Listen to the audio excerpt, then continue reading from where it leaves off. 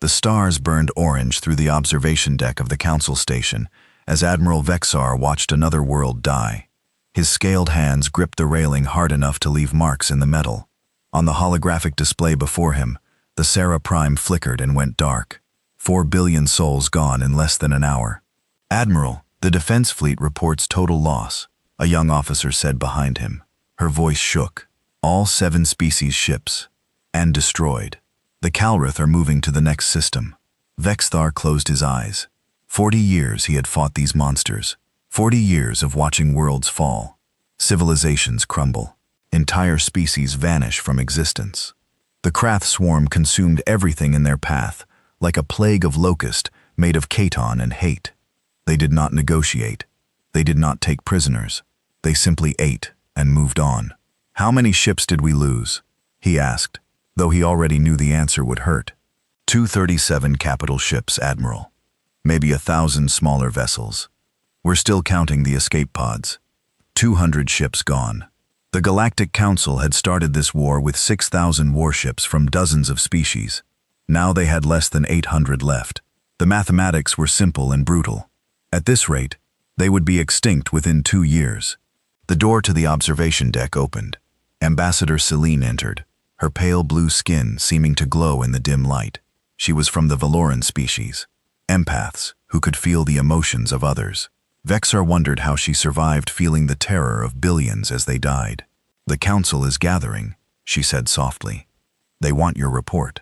"My report is that we are losing," Vexar said. He turned to face her. "We have lost 40% of all colonized space in 2 years. The Calrith have consumed 300 worlds. At our current rate of losses, we cannot hold the Nexus defense line for more than 6 months. After that, nothing stands between them and the core worlds."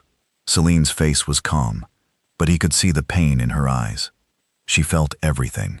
The fear, the desperation, the slowly dying hope of an entire galaxy. "Then we need something new," she said. "Some weapon, some strategy we haven't tried." "There is nothing new," Vexar snapped.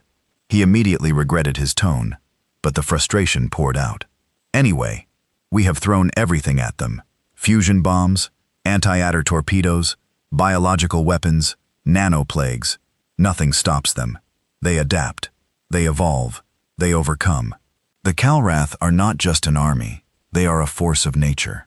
They walk together through the gleaming corridors of the station, toward the council chambers. Other species pass them dozens of different forms. Reptilian drains like Vexthar, crystalline archons whose bodies rang like bells when they moved. The floating gas beings called wisps, massive armored chromath, who had to duck through doorways. All of them had fought the Calrath. All of them were losing. The council chambers were chaos when they arrived. Representatives from 40 different species shouted at each other in a dozen languages. The translation devices struggled to keep up. "We must evacuate the outer colonies now. Evacuation is surrender. We must fight. Fight with what? We have no ships left. The Chromath 4th Fleet can hold the line. The Chromath 4th Fleet is ash, just like every other fleet we send." Vexthar walked to the center podium. The room slowly quieted as he stood there waiting. He was old by Dravine standards, his scales graying at the edges, scars covering half his face from a Calreth acid strike 20 years ago. But he had earned respect through blood and loss. "The Sarah Prime has fallen," he said. His voice echoed in the sudden silence. "The Calreth will reach the Nexus defense line within 3 weeks. We estimate they will break through within 2 months. I recommend we begin evacuation of all worlds within 50 light-years of the line. We need to consolidate our forces for the defense of the core worlds." "Evacuation?" The Archon representative's crystalline voice rang with anger. "You would abandon billions. They will die either way," Vexar said flatly. "At least this way some survive." An older representative stood. He was Talanex, one of the Avan species whose people had nearly gone extinct in the first Calreth invasion. "There must be something we can do. Some ally we haven't called. Some weapon we haven't used." "There is no one left," another said. "We are the Galactic Council. We represent every spacefaring species in known space. Who else is there?" Ambassador Celine had been quiet until now. She stood slowly, her movements graceful. "There is one species we haven't asked for help," she said. The room fell silent. Everyone knew what she meant. "The humans," she continued. "They made first contact with us 150 years ago. They shared some of their technology. They seemed peaceful, curious, and then they simply left. They built a barrier around their home systems and shut themselves away from the galaxy. The humans are dead," someone muttered, "or hiding like cowards. We don't know that." Silene insisted. "The quarantine barrier around their space is still active. It still requires massive amounts of power to maintain. Someone is keeping it running." Vexithar shook his head. "I remember the humans. Yes, they were clever. Their technology was interesting, but they were soft. They wrote poetry and made art. They argued endlessly about philosophy and rights. They were not warriors. They were also adaptable," Selene said. "That was what I remember most about them. They could change.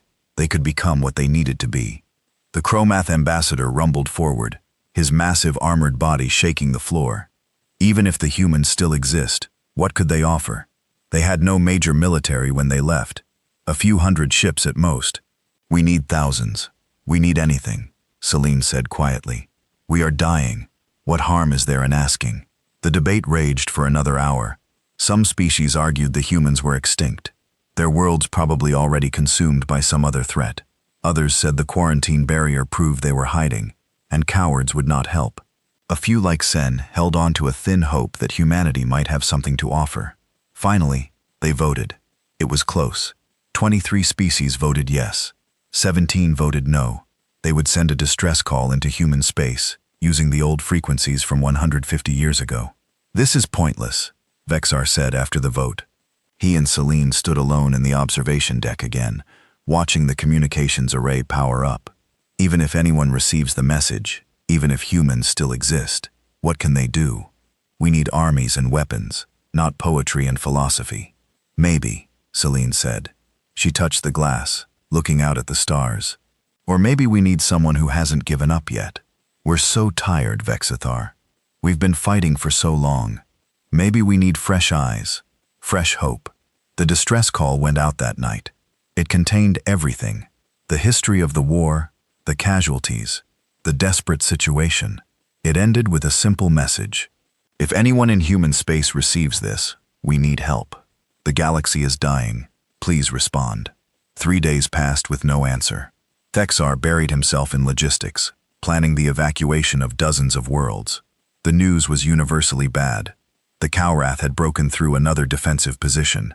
2 more worlds had gone silent. Refugee ships clogged the space lanes heading toward the core worlds.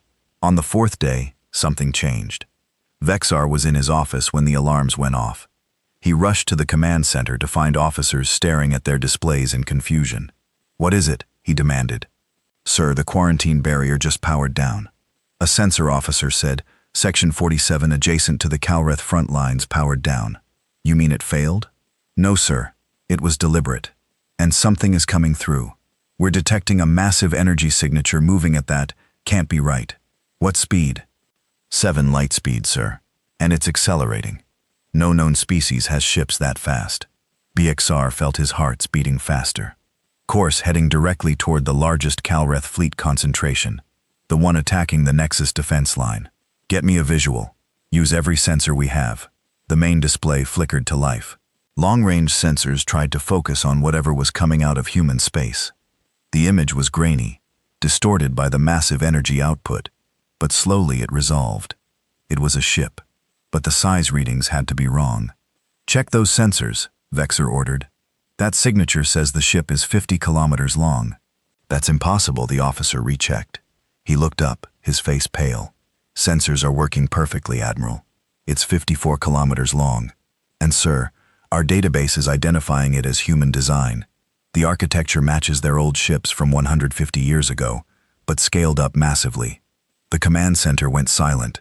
Everyone stared at the display as the ship streaked across space toward the war zone.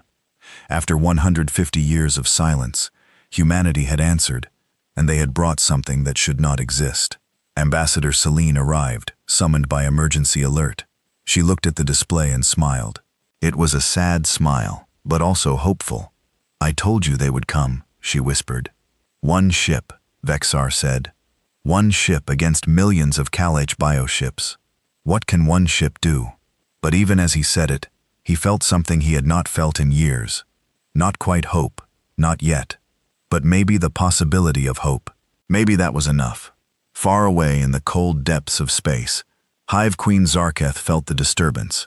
Her consciousness stretched across the entire Calreth swarm, touching millions of her children.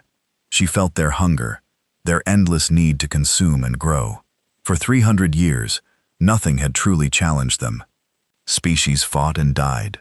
Worlds burned and were consumed. It was the natural order. But now, something new approached. Something her swarm mind did not recognize. The biohips in the Nexus system felt it too. A massive energy signature moving impossibly fast, heading directly toward them. Zarketh examined the data through the eyes of her children. A ship large, but ships could be overwhelmed. The Calth had destroyed thousands of large vessels. They would destroy one more. She sent the command through the hive mind. Prepare for battle. Destroy the intruder. Consume everything. It was what they always did. It was what they were created to do. Zarketh did not yet understand that everything was about to change. That humanity had spent 150 years preparing for this moment. That they had sacrificed everything, transformed themselves completely, all for one purpose. The Kreth were about to learn what happens when you threaten a species that refuses to die. The message traveled through space at the speed of light, passing through the invisible boundary of the quarantine barrier. Inside human space, automated defense systems registered the incoming transmission. They had been waiting for 150 years. Within milliseconds, the message was decoded, analyzed, and forwarded to the appropriate authorities. Deep within the solar system, in a massive orbital station that ringed Earth like a mechanical moon, Fleet Admiral Chen received the distress call. She was old now, over 90, but genetic modifications kept her sharp. She had been a young officer when humanity made the decision to isolate itself. She had spent her entire life preparing for this moment. She read the message 3 times. The galaxy was dying. The Calreth swarm was consuming everything. Billions were dead. The Galactic Council was down to their last defenses. They were begging for help from anyone who might listen. Send word to the High Command, Chen said to her aide. Tell them the Krath have advanced beyond our projections. We need to deploy immediately. How many ships? Admiral Chen looked out the viewport at the fleet that filled the space around Earth. Thousands of vessels from massive titans that dwarfed planets to small attack craft. Every single one built for war. 150 years of construction. 400 billion humans all working toward one goal. Send the first wave, she said. 48 vessels. That should be enough to make our point. On the council station, Vexathar tried to focus on the evacuation plans, but his mind kept returning to that impossible ship. The sensors tracked it as it crossed the gulf of space toward the Calreth lines. 3 days had passed since it emerged. 3 days of watching something that should not exist. Any response from the ship? He asked for the 100th time. No, sir. It's maintaining communication silence.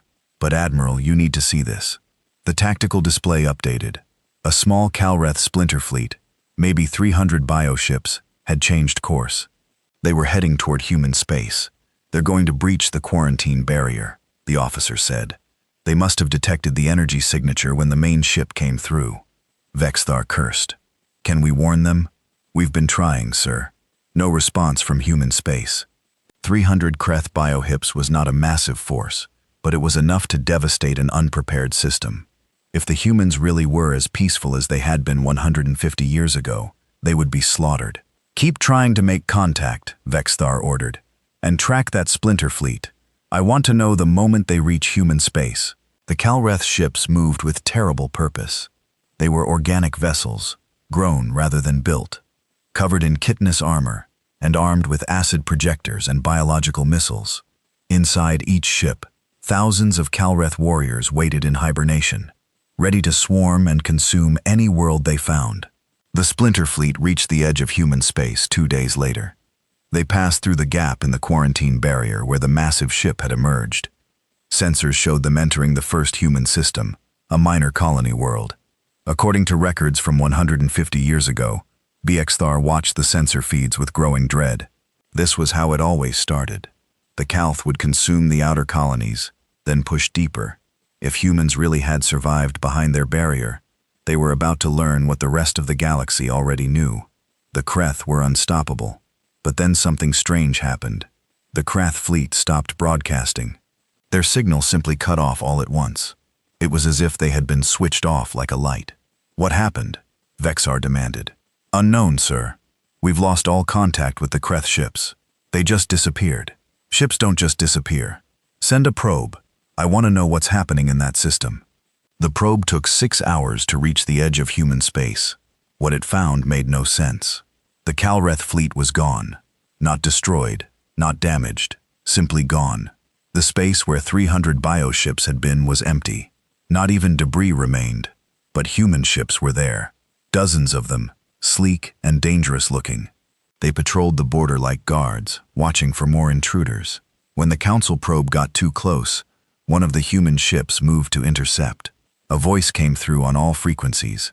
It was calm, professional, terrifying in its efficiency. This is United Earth Space Command Border Patrol. You are entering quarantine space. Turn back immediately, or you will be destroyed. The probe retreated, but it had captured enough data. The human ships were advanced far beyond anything they had been 150 years ago. Their weapons were clearly visible. Their armor was thick. These were warships, pure and simple, and they had somehow eliminated 300 Calth bioships without leaving a trace. What kind of weapon does that? An officer whispered as they reviewed the probe data.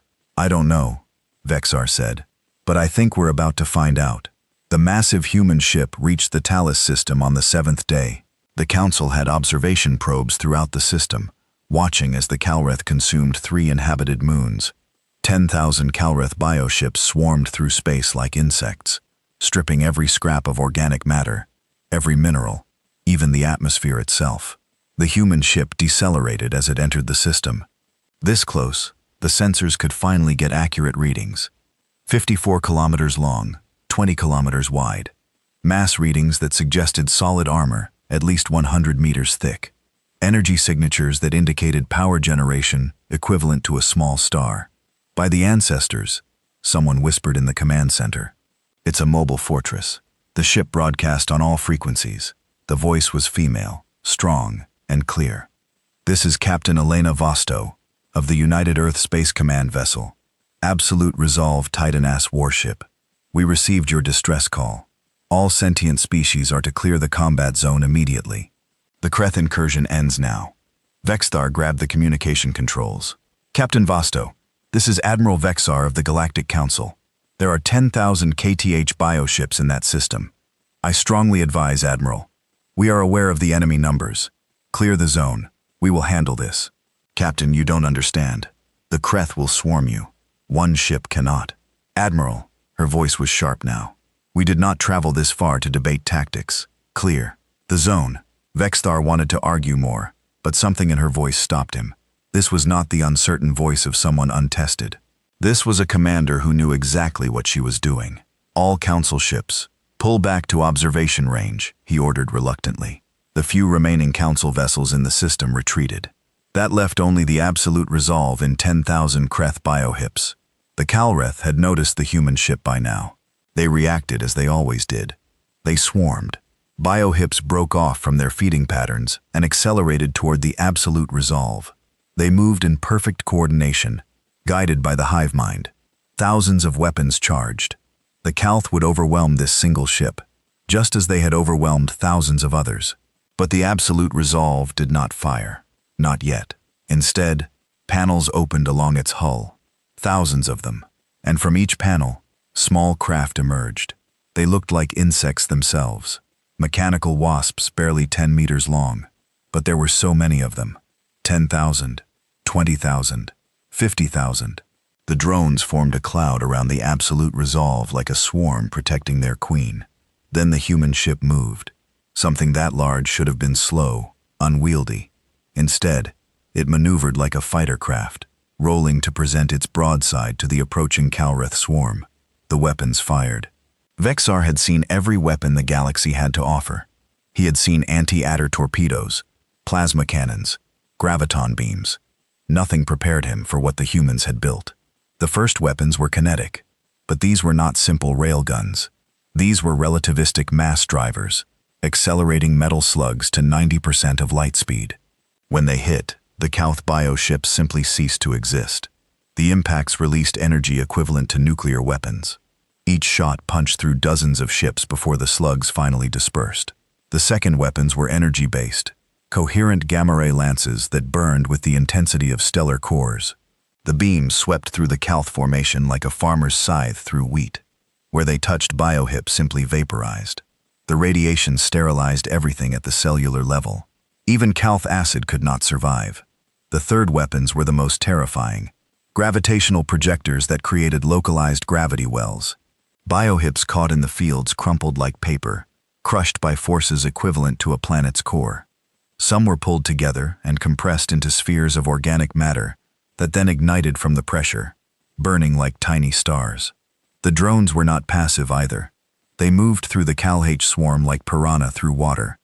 Each one carried cutting lasers and shaped charges. They targeted specific points on the bioships, weakening armor, destroying weapons, killing the organic components that kept the vessels alive. The battle lasted 17 minutes. When it was over, not a single Kalrath bioship remained. The absolute resolve floated in space, surrounded by the expanding debris cloud of 10,000 destroyed vessels. The human ship had not taken a single hit. Its shields had absorbed the few Kalath weapons that got through, barely registering the impacts. The command center on the council station was silent. Everyone stared at the tactical display in shock. What they had just witnessed should not have been possible. One ship had destroyed what would have taken the entire council fleet to even slow down. Captain Vasto's voice came through again. This is absolute resolve to Galactic Council. The Talus system is clear. We will maintain position here until you can arrange recovery operations for survivors. Captain Vasto out. Then another transmission followed. This one directed specifically at the council leadership. Admiral Vexar, Ambassador Celine. This is Captain Elena Vasto. We need to talk. Humanity has been monitoring your war with the Kalreth. We've been preparing for this. We're sorry we took so long. We're sorry for a lot of things, but we're here now, and we're going to end this. Vexthar sat down heavily in his chair. His hands were shaking. Around him, the command center erupted in chaos. Some officers cheered. Others stood in shocked silence. A few openly wept with relief. Ambassador Celine appeared on his communication screen. Tears ran down her blue face, but she was smiling. They came, she whispered. I told you they would come. One ship destroyed 10,000, BXR said. He could not quite believe it. Celine, what did the humans become? Far away in the deepest regions of Kalreth space, Hive Queen Zarketh processed the information from her destroyed children. In 300 years of conquest, she had never experienced this. 10,000 of her children gone in minutes. The information was incomplete. The mental connection severed so quickly that she only got fragments. But those fragments told a terrifying story. A single ship, weapons beyond anything encountered before, perfect efficiency, no mercy. For the first time in her long existence, Zarketh felt something she did not have a name for. It was not fear exactly. The Kalreth did not truly understand fear, but it was close. It was the recognition that something existed in the galaxy that could challenge the swarm. She sent out the command to all her children across the galaxy. Find these humans. Learn about them. Prepare. The easy conquest was over. Real war had begun. The council chamber was packed to capacity when Captain Elena Vosto arrived. Every species wanted to see the human who had destroyed 10,000 Kalrith biohips with a single vessel. Security had to hold back crowds outside. The mood was electric, a mixture of hope and fear that Vexthar recognized all too well. Elena Vosto walked through the main entrance with 4 guards flanking her. She was tall for a human, maybe 190 centimeters, with dark hair pulled back in a severe bun. Her uniform was black and gray, functional and unadorned, except for rank insignia. Her eyes were the most striking feature, a pale gray that seemed to evaluate everything with cold calculation. She was young, maybe 40 standard years, but she carried herself like someone much older. someone who had seen too much, someone who had done things that left permanent marks on the soul. Ambassador Celine met her at the entrance. The empathic Veloran's smile faltered slightly when she came close to Elena. Vexithar wondered what she felt. What emotions radiated from this human? Captain Vosto, welcome to the council station. I'm Ambassador Celine. We spoke 150 years ago during first contact, though I suppose you wouldn't remember. I have the records, Elena said. Her voice was polite but distant. You were kind to my ancestors. They spoke well of the Veloran people. They walked together toward the main chamber. Celine kept glancing at Elena, her expression troubled. Finally, she spoke quietly. Captain, may I ask a personal question? Of course, Ambassador. What happened to your people? The humans we met 150 years ago were so different. They were curious, open, passionate. You see my stand. I don't mean to offend, but you seem cold. Elena stopped walking. She turned to face Celine directly. We changed, Ambassador. We had to. When we saw what was coming, we made a choice. We chose survival over everything else. Over art, over philosophy, over individuality. We chose to become what we needed to be. She paused. You're an empath. What do you feel from me? Celine's face went pale. I feel nothing. It's like standing next to a machine. How is that possible? You're alive, but there's no emotional resonance, no joy, no fear. No, we were trained that way, Elena said simply. Emotions cloud judgment. They make you hesitate. We couldn't afford that. She started walking again. Come. The council is waiting. The chamber erupted in questions the moment Elena entered. Representatives from dozens of species all shouted at once. Elena simply stood at the central podium and waited. Her calm silence was somehow more commanding than any shout. Gradually, the room quieted. Vexithar spoke first. Captain Vosto, on behalf of the Galactic Council, I thank you for responding to our distress call. What we witnessed at Talos was extraordinary, but we need to understand what happened to humanity. Where have you been? And most importantly, can you help us win this war?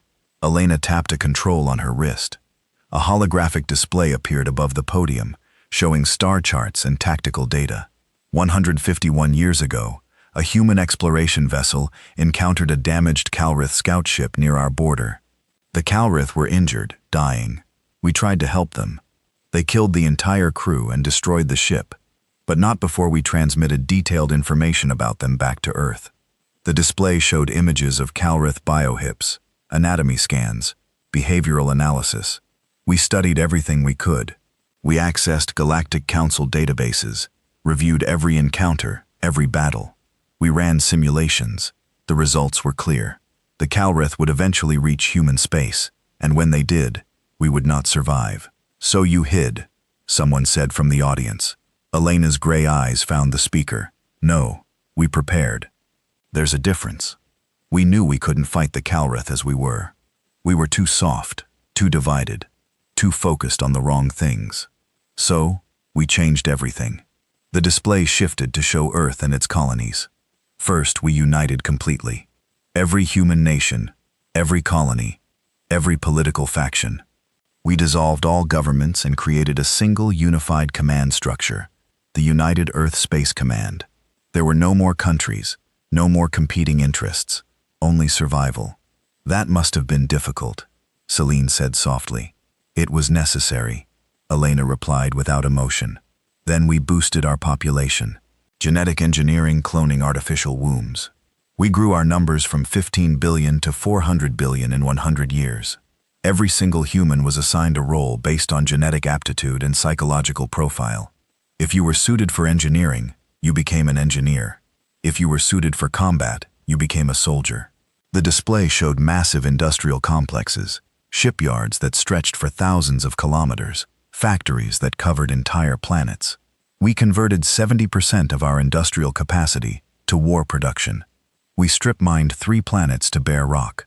We harvested asteroids, deconstructed moons, built orbital foundries around every star in our territory. We had one goal: build a fleet capable of defeating the Calrith.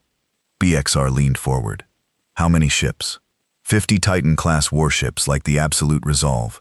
500 dreadnought-class vessels, 2,000 cruisers, 10,000 support ships, 400,000 smaller combat craft, and 20 million autonomous combat drones.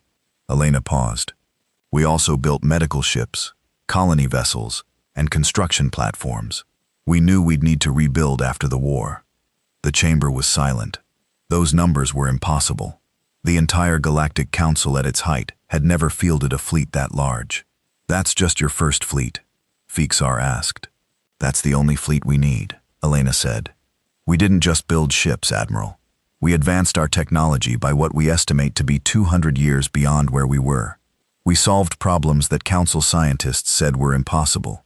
Faster than light travel without hyperspace gates, gravitational manipulation, antimatter containment at room temperature, relativistic kinetics with controlled decay.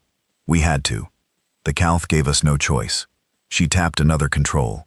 The display showed human soldiers training. Endless rows of them. Every human is a soldier or support soldiers. We begin training at age 5. By age 15, every human can field strip any weapon we possess, can perform emergency medical procedures, can operate any vehicle or vessel. By age 20, they're assigned to their permanent roles. I've commanded the absolute resolve since I was 28. I've trained for it my entire life. Ambassador Celine spoke, her voice sad. What about your culture? Your art, your music, your literature? The humans we met loved those things. We archived it, Elena said.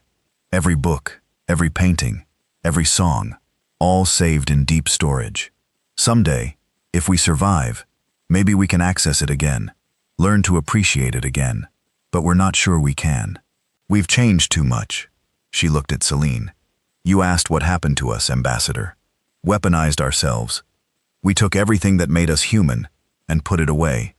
We became tools, weapons, whatever the galaxy needed us to be. That's horrifying, someone said. Elena nodded. Yes, it is. But we're alive, and now we're here to make sure you stay alive too. Vexthar stood.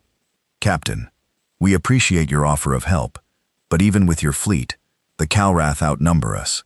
They have millions of biohips spread across hundreds of systems. This war has dragged on for 3 centuries. What makes you think we can win? Elena's expression didn't change. Because you've been fighting defensively. You've been trying to hold territory, protect worlds, minimize casualties. Those are good goals for a peacetime military. But this isn't peacetime. This is an extinction war. She tapped her controls again.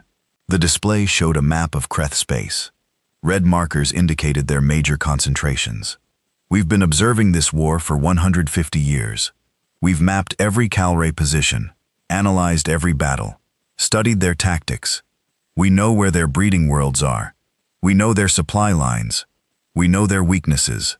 The Calrath don't have weaknesses, a Chromath representative said. We've been trying to find them for 300 years. Everyone has weaknesses, Elena said. The Calrath's weakness is that they're a biological species. They need to eat.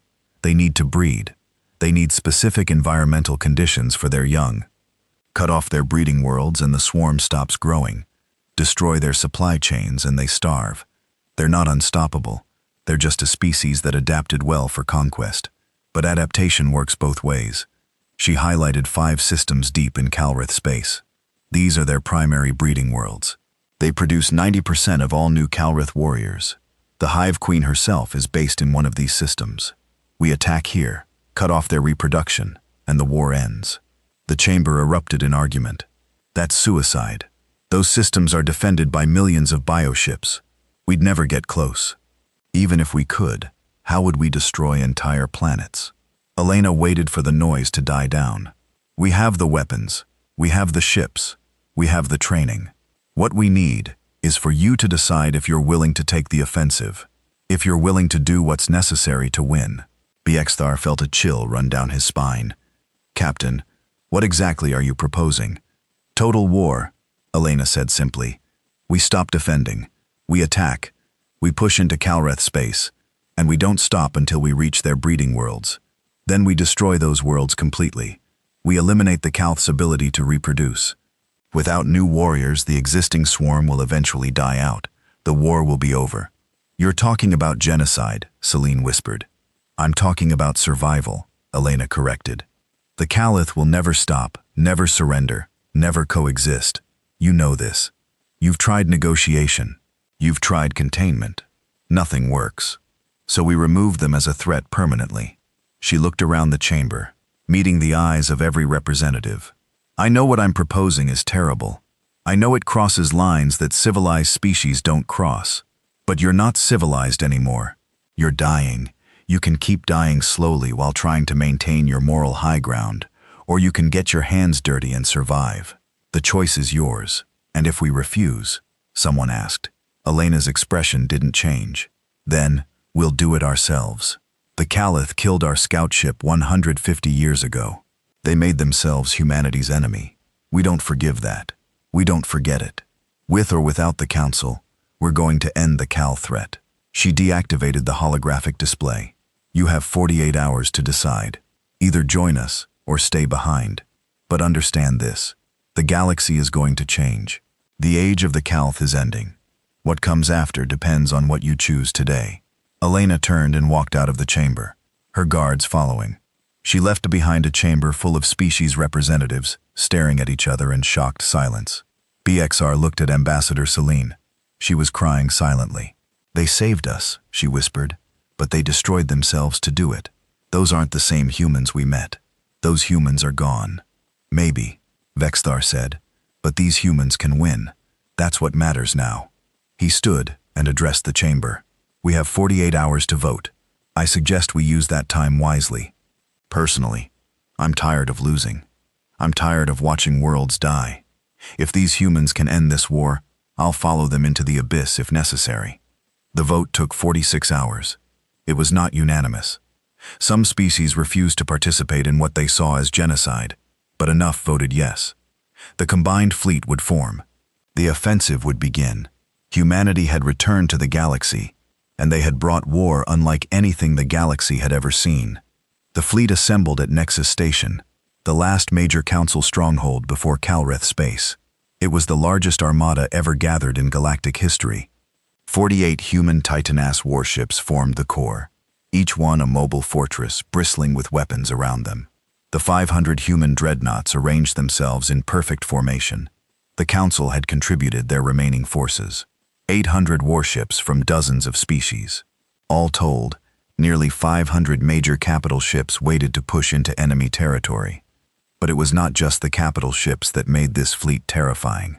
Surrounding them were thousands of smaller vessels, millions of combat drones and supply ships carrying enough ammunition to glass 100 worlds. The humans had even brought mobile shipyards, massive stations that could repair damaged vessels in the field. They had planned for everything.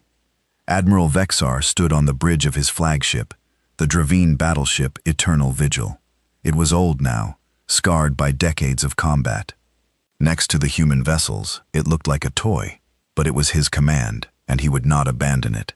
Captain Elena Vosto's face appeared on his communication screen. She was on the bridge of the Absolute Resolve, surrounded by human officers who moved with mechanical efficiency. Admiral, all fleets, report ready. We can begin the offensive on your order. My order? Vexar was surprised. Captain, this is your operation. Your fleet is 10 times more powerful than ours. You should lead. This is your galaxy, Admiral. Your people have been fighting this war for 3 centuries. The Council forces deserve to have one of their own in command. I'm here to support you, not replace you. Vexar felt a surge of respect. Despite all their power, the humans were willing to follow. That took a kind of strength that had nothing to do with weapons. Very well, Captain. All ships, this is Admiral Vexthar. Today we stop retreating. Today we attack. For every world we've lost, for every life taken, we will make the Kreth pay. All ships, advance. The fleet moved as one. Hundreds of vessels pushed forward into Cal territory. The human ships led the way, their advanced sensors detecting threats long before Council ships could. The first Calreth resistance came within 3 hours. A patrol fleet of 200 bioships moved to intercept. They outnumbered the point guard significantly. Under normal circumstances, this would have been a major battle. Instead, it was a massacre. 3 human dreadnoughts broke formation and accelerated toward the Kreth. Their weapons fired at extreme range, relativistic slugs crossing the distance in seconds. The biohips tried to evade, but they were too slow. 50 Calrath vessels exploded in the first salvo. The survivors scattered, trying to escape back to their main forces. The human drones caught them. Thousands of small automated craft swarmed the fleeing bioships like piranha. Within minutes, not a single Calrath vessel remained. The 3 human dreadnoughts returned to formation. They had not taken a single hit. By the ancestors, Vexthar whispered. Is this how all the battles will go? The small ones, yes, Elena said on his screen. But the Calrath are adapting already. Watch. The fleet pushed deeper. Over the next week, they liberated 6 occupied systems. Worlds that had been consumed only months ago were reclaimed. The Calrath fought harder each time, learning from previous encounters. They began using kamikaze tactics, ramming human ships with suicide vessels. They deployed biological weapons, clouds of acid and toxins. They tried overwhelming numbers, throwing thousands of bioships at single targets. Nothing worked. The human ships were too well armored, too fast, too coordinated. Their point defense systems destroyed suicide ships before they could impact. Their shields neutralized biological weapons. When overwhelmed by numbers, they simply called for support. Another human vessel would arrive, clear the area, and move on. But the Council ships were not as fortunate. They lacked the humans' advanced technology. When Calrath biohips got close, Council vessels took damage. Ships were lost. Crews died. It was a stark reminder that while the humans had advanced beyond recognition, the rest of the galaxy was still vulnerable. Elena noticed the losses. She reorganized the fleet, placing Council ships in the rear, where they could provide support fire, but remain safer. Some Council captains objected, saying it was cowardly to hide behind the humans. Vexthar overruled them. "Swallow your pride," he told them. "We're here to win, not prove ourselves. Let the humans take the vanguard. Our time will come." The fleet reached the first major Calrath stronghold after 2 weeks of fighting. The Corvin system contained a former Council colony world that had been transformed into a Calrath fortress. 5,000 bioships guarded the system. Millions of Calrath warriors waited on the surface to repel any invasion. "This will be our first real test," Elena said during the command briefing. Her holographic image stood in Vexar's war room alongside other fleet commanders. "The Calrath will defend this system with everything they have. We need to break them here, show them that nowhere is safe." "How do we approach it?" asked Commander Thelron, a Chromath who led the Council Heavy Assault Division. Elena highlighted the tactical display. "The Calrath expect us to hammer away at their defenses with frontal assault. That's how the Council has always fought. So we do something different. We split the fleet. 40% of our forces will engage the main Calrath concentration here, draw their attention. The remaining 60% will micro-jump around the system perimeter and hit them from behind. Simultaneous assault from multiple vectors. They can't defend everywhere at once. Micro-jumps are dangerous so close to a gravity well." Someone objected. "For your ships." "Yes," Elena said without judgment. "Our navigation systems can handle it. Trust me, this will work." The battle for Corrin system began the next day. The main fleet, led by 20 human titans and all the Council forces, pushed toward the Calrath lines. The biohips swarmed to meet them, confident in their numbers. For an hour, it seemed like a traditional engagement. Weapons fire lit up space. Ships on both sides took damage. Then the second wave arrived. 28 human titans micro-jumped into position all around the system simultaneously. They appeared within weapons range of the Calrath rear formations. Before the biohips could react, the humans opened fire with everything they had. The Calrath fleet was caught between 2 forces. Their coordination broke down. Ships collided with each other, trying to reorient. The hive mind link that usually made them so effective became a weakness as panic spread through the network. The battle lasted 6 hours. When it was over, 4,800 Calrath biohips were destroyed. The remaining 200 fled deeper into Cal-H space. The combined fleet had lost 15 ships, all of them Council vessels. On the planet below, the Calrath warriors prepared to defend against invasion. They never got the chance. The humans deployed a new weapon. From orbit, they fired penetrator rounds deep into the planet's crust. The rounds didn't explode immediately. They burrowed down to the mantle, beneath the Calreth installations, beneath their breeding chambers, down to where the rock was molten. When they detonated, the results were catastrophic. Massive volcanic eruptions ripped across the surface. Earthquakes shattered the Calreth fortress structures. Within hours, the entire planet was uninhabitable, not by destruction, but by making the environment hostile to Calreth biology. The temperature soared, the atmosphere filled with ash and toxins. The Calreth could not survive there. You terraformed the planet against them, Vexthar said quietly. Geoengineering weapons, Elena confirmed. It's more efficient than invasion. Why risk soldiers when you can make the environment itself hostile? Is that what you plan to do to all Calrath-occupied worlds? No, most worlds will just liberate. But strategic strongholds like this one, we make sure the Kreth can't use them again. The fleet pressed onward. World after world fell to the combined offensive. The Krath tried to mount counterattacks, launching massive raids against Council territory. But human ships were always there to intercept. It was as if the humans could predict where the Calreth would strike. They probably could. 150 years of observation had taught them the patterns of Calreth strategy. 2 months into the offensive, they had reclaimed 40 systems. Territory the Council had thought lost forever was back under their control. Refugee ships began returning to their homeworlds. Reconstruction started, even as the war continued. But the deeper they pushed, the fiercer the resistance became. The Calreth were pulling back their forces, consolidating around their core breeding systems. They were preparing for a final defense. Elena called a fleet meeting. All major commanders gathered, either in person or via hologram. She looked tired. Vexthar noticed, for the first time since he met her. Elena Vosto looked like she felt something. Strain perhaps, or worry. We're approaching the Calreth core systems, she said. Intelligence suggests they've pulled back over 1 million biohips to defend their breeding worlds. That's 10 times what we've faced so far. The Hive Queen herself is there. This will be the decisive battle of the war. Can we win? Thelon asked bluntly. Yes, Elena said.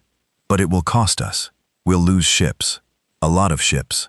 Both human and Council vessels. The Calreth won't have anything to lose at this point. They'll fight with absolute desperation. Ambassador Saline was present via hologram. She had been following the fleet, documenting everything for the Council archives. Captain Vosto, there's something I need to ask. Something that's been troubling me. Go ahead, Ambassador. You've been very efficient in this campaign. Minimal losses, maximum effect. But I've noticed your tactics are becoming more brutal. The geoengineering weapons, the complete destruction of Calreth infrastructure. You're not just defeating them, you're eliminating them. That's the goal, Elena said simply. But is it necessary? We're winning. The Calreth are retreating. Couldn't we negotiate some kind of truce? Force them into a contained region of space? Elena was quiet for a moment. When she spoke, her voice was careful. Ambassador, I'm going to tell you something that Command authorized me to share. The Titans like the absolute resolve. They're not just warships. They carry planet-killer weapons, stellar cascade bombs that can ignite a world's core and destroy it completely, not just make it uninhabitable. Actually, destroy the planet. Turn it into an asteroid field. The room went silent. Vexthar felt cold. We built them for the Calreth breeding worlds, Elena continued. 5 worlds, 5 weapons. We end their ability to reproduce and the swarm dies out over the next century. No negotiation, no containment, just extinction. That's genocide, Celine whispered. Yes, Elena agreed. It is, and I'm asking the Council to authorize it. Absolutely not. Several commanders shouted at once. This is too far. We're not mass murderers. Elena waited for the shouting to die down. Then what's your alternative? We've proven we can beat the Calreth in battle, but they still outnumber us. They can still rebuild. As long as their breeding worlds exist, they'll keep coming. Maybe not today, maybe not in 10 years, but eventually they'll recover. And this war starts all over again. Is that what you want to pass this problem to the next generation? There has to be another way, Celine said. If there is, tell me, Elena said. I genuinely want to know. We didn't build these weapons because we wanted to. We built them because we couldn't find any other solution. The Cal-HT don't negotiate. They don't stop. They don't change. They exist to consume. The only way to stop them permanently is to remove their ability to create more Cal-H. Vexar stood slowly. Everyone turned to look at him. I need to ask you something, Captain. If we refuse to authorize these weapons, what will humanity do? Elena met his eyes.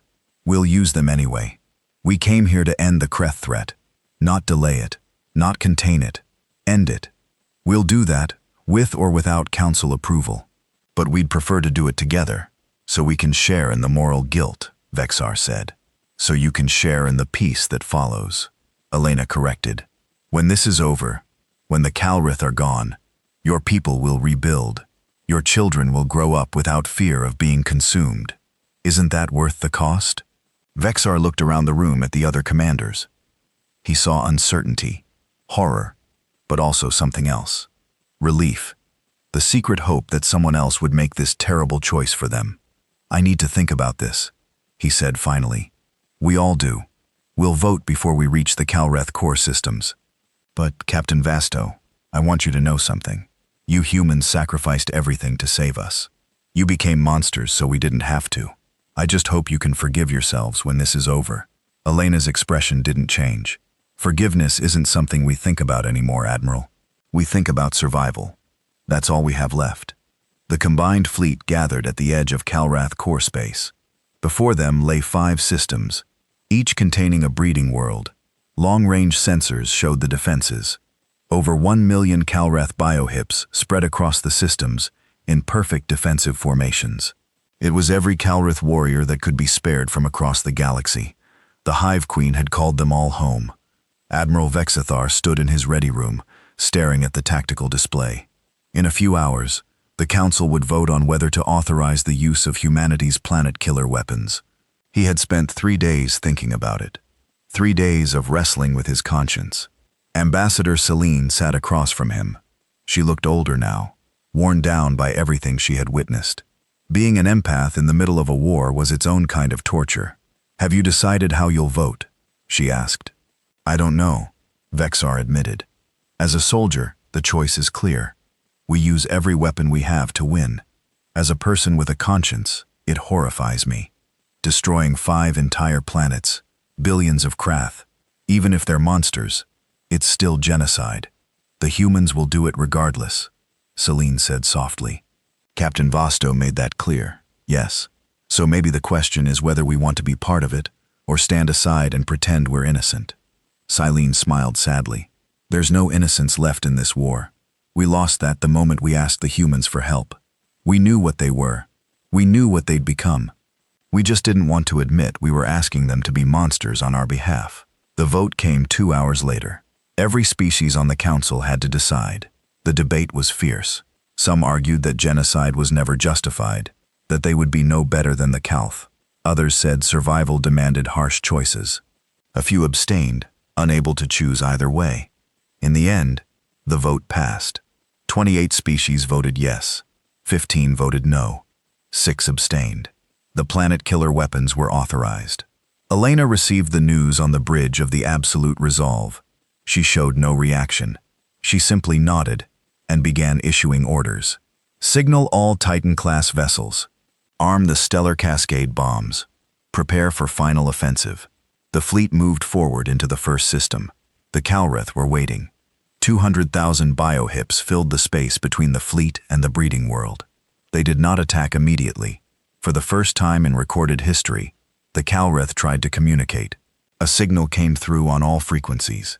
It was the Hive Queen. Her voice was like grinding stone, inhuman and terrifying, but the words were clear. Humans, we see what you have become. We understand your purpose. We offer a proposal. The Calrith will withdraw from all occupied territory. We will retreat to these core systems. We will not expand further. There can be peace between us, Elena responded personally. Hive Queen Zareth, we received your proposal. It is rejected. The Calrith will be eliminated. There is no negotiation. We can coexist, the Hive Queen said. There was something in her voice, not quite desperation, but close. We do not wish to die. You should have thought of that before you spent 300 years consuming the galaxy, Elena said coldly. You gave the Council no mercy. You destroyed species that begged for peace. You consumed children, innocents, everyone. You made yourself into a threat that had to be eliminated. This is the consequence of your choices. If you attack, we will fight. Many of your ships will die. Many of your warriors will perish. Is it worth the cost? Yes, Elena said simply. All ships advance. Weapons free. The battle began. It was like nothing the galaxy had ever witnessed. 1 million Calreth biohips against 1,500 Council and human capital ships. The numbers favored the Calreth overwhelmingly. But numbers were not everything. The human titans moved into a spherical formation, their weapons creating overlapping fields of fire. The Council ships took position behind them, adding their firepower to the human vessels. The combat drones deployed in clouds so thick they looked like metal fog. The Calreth attacked in waves, trying to overwhelm the fleet through sheer numbers. Biohips crashed against the human shields like waves against a cliff. The relativistic weapons fired constantly, each shot destroying dozens of targets. The gamma-ray lances swept through space, carving burning paths through the Calth formations. But there were too many. For every Calreth biohip destroyed, 3 more took its place. They adapted their tactics continuously, learning from each failed attack. They began targeting specific ships, focusing their fire to overwhelm individual shields. They used their bodies as shields, sacrificing thousands to get a few ships close enough to deal damage. The first human ship to fall was the dreadnought Vengeful Dawn. It was swarmed by 500 bioships that crashed through its shields through sheer weight of numbers. They tore it apart with acid and claws. 2,000 human crew died in seconds. More ships fell. Human vessels, Council vessels, it didn't matter. The Calreth were fighting for their survival now, and they fought with absolute desperation. They had nothing left to lose. Vexstar's flagship took a direct hit. A Calreth suicide vessel made it through the defensive fire and rammed the hull. The explosion killed 30 of his crew and crippled his engines. Eternal Vigil is dead in space, his tactical officer shouted. We're sitting targets. Elena's voice came through immediately. Eternal Vigil, this is absolute resolve. We're moving to cover you. Hold position. The massive Titan shifted, placing itself between Vexthar's ship and the Calrath swarm. Its weapons fired in every direction, creating a protective wall of destruction, but even the absolute resolve was taking damage now. Its shields were holding, but they flared constantly under the endless barrage. Captain, we're at 40% shield strength, one of Elena's officers reported. If they concentrate fire, they could break through. Maintain position, Elena ordered. We don't leave anyone behind. The battle raged for 18 hours. Ships died on both sides. The space around the breeding world became a graveyard of twisted metal and organic matter. The casualty count climbed into the hundreds of thousands. But slowly, inevitably, the human weapons began to tell. The Calth numbers decreased. Their formations grew more disorganized. The hive mind was struggling to coordinate so many individuals under such stress. Finally, a gap opened in the Calth lines. The Absolute Resolve and 4 other Titans pushed through, heading directly for the breeding world below. The Calreth tried to stop them, throwing everything they had at the 5 ships. It wasn't enough. The Titans entered orbit. They positioned themselves at precise points around the planet. Each one launched a single weapon toward the surface.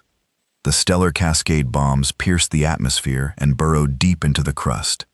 Deeper than any bunker, deeper than any Calreth tunnel system. Down to where the mantle met the core, the bombs activated simultaneously. They didn't explode in a traditional sense. Instead, they triggered a chain reaction in the planet's core, forcing it to collapse inward, and then rebound with catastrophic force. The planet convulsed. The crust split open. Magma erupted in jets that reached into space. The atmosphere ignited. In orbit, the Calreth bioship simply stopped. Their connection to the breeding world below, to the billions of Calrath eggs and larvae that were being consumed in the planet's death, it overwhelmed the hive mind. They drifted, paralyzed by shared agony. The human and council ships destroyed them methodically. It was not a battle anymore. It was an execution. The planet died over the course of 6 hours. By the end, nothing remained but a glowing sphere of molten rock that would take centuries to cool. Every calth on the surface was dead. Every egg, every larve, every breeding chamber gone. 1 down, Elena said quietly. 4 to go. The fleet moved to the next system. The pattern repeated. Massive battle, devastating casualties, breakthrough, deployment of planet killers. The second breeding world died, then the third. By the 4th system, the Calreth resistance was noticeably weaker. They had lost too many ships. The hive mind was fragmenting. The 5th and final system was where Hive Queen Zarketh made her personal stand. She commanded the last major concentration of Calreth forces personally, her bioship larger and more powerful than any other. She fought with the fury of a species facing extinction. "You are making a mistake," she broadcast as the battle raged. "The Kreth may be gone, but what comes after? You humans have proven yourselves to be effective killers. The galaxy will fear you now. They will wonder if they are next. You have become the very thing you fought against." Elena didn't respond. She focused on the battle, on keeping her crew alive, on achieving the mission. But Vexthar, watching from his repaired flagship, wondered if the Hive Queen had a point. The final planet killer launched. The 5th and last breeding world began to die. Hive Queen Zarketh's final words echoed across all frequencies. "We are not the last threat you will face. Others will come, and when they do, will you destroy them too? Where does it end, humans? Where does it end?" Then her signal cut off as her bioship was destroyed by a gamma ray lance. The Hive Queen was dead. The breeding worlds were gone. The war was over. The remaining Calreth biohips across the galaxy went dormant. Without the hive mind's guidance, without new warriors being born, they were just organic vessels drifting in space. The Council sent teams to destroy them systematically. It would take months, but it was simple cleanup now. The threat was ended. The combined fleet gathered in orbit around the last destroyed breeding world. They had won. The cost had been high. 300 ships lost. Over 2 million dead human and Council species alike. But they had won. Admiral Vexthar stood on his bridge and looked at the glowing remnants of the planet below. 5 worlds destroyed. Billions of Calrath dead. Genocide on a scale the galaxy had never seen.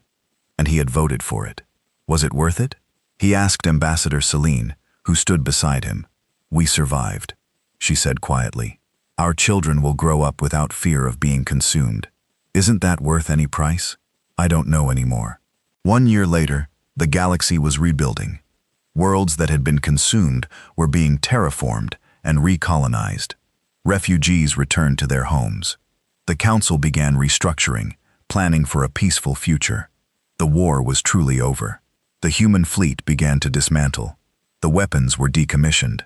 The soldiers started transitioning to civilian life, but it was not easy. 150 years of single-minded purpose, of being trained only for war, could not be undone overnight. Captain Elena Vosto retired from the UEC. She returned to Earth for the first time in 20 years. The planet was different from what she remembered. Construction was everywhere as humanity tried to rebuild the culture they had set aside. Museums were reopening. Art schools were being established. People were learning to create again instead of just destroy. But Elena found she could not connect to any of it. She walked through an art gallery and felt nothing. She listened to music and heard only noise. The part of her that could appreciate beauty had been cut away so long ago she didn't know if it could ever grow back. She lived in a small apartment near the ocean. She spent her days walking on the beach, trying to remember what it felt like to be human instead of a weapon. Most days she failed. Ambassador Celine came to visit her 6 months after the war ended. She found Elena sitting on the beach, staring at the sunset. "How are you adjusting?" Celine asked, sitting beside her. "I'm not," Elena said simply. "I can't.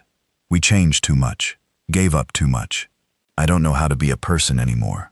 I only know how to be a soldier." "You saved the galaxy," Celine said softly. "I know. And I destroyed 5 worlds doing it. I killed billions. I turned myself into a monster. Was it worth it? I don't know. I can't feel enough to know." Celine was quiet for a moment. Then she took Elena's hand. "Let me help you. Let us help all of you. The Council owes humanity everything. We have empaths, therapists, teachers, people who can help you remember what you gave up. It won't be easy. It might take generations, but you don't have to stay as weapons forever. Elena looked at their joined hands. She felt the warmth of Celine's touch, the first real physical contact she'd had in months. Something stirred in her chest. Not quite emotion, not yet, but maybe the possibility of emotion. "You really think we can come back from this?" she asked. "I think you have to try," Celine said. "You became monsters to save us. The least we can do is help you become human again." They sat together and watched the sun set over the ocean. Across the galaxy, on 1,000 worlds, other humans were having similar conversations, learning to paint again, learning to write poetry, learning to feel. It would take time, decades, maybe centuries. The scars ran deep, but humanity had proven they could change themselves completely once before. Maybe they could do it again. Maybe they could learn to be both strong enough to protect themselves and human enough to enjoy what they protected. The age of the Calth was over. The age of rebuilding had begun. And in the quiet moments between reconstruction efforts, people whispered stories about the humans who had saved them.